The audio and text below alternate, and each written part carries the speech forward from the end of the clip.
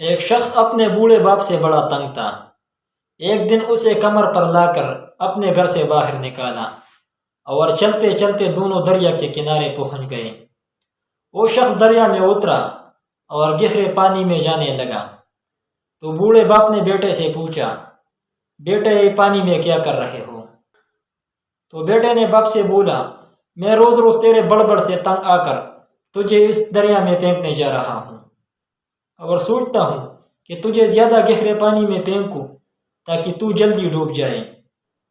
تو اس بوڑھے باپ نے اپنے بیٹے سے بولا، بیٹا تو جس جگہ مجھے پھینک رہا ہے یہاں نہ پھینکنا بلکہ اس سے تھوڑا زیادہ گہرے پانی میں پھینکنا۔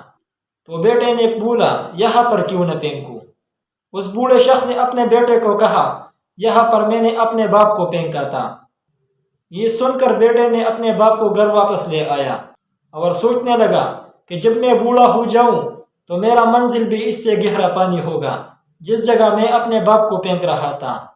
تو یہ دنیا مکافات عمل ہے دوست، یہاں پر عزت کے بدلے عزت اور ذلت کے بدلے ذلت ملتا ہے۔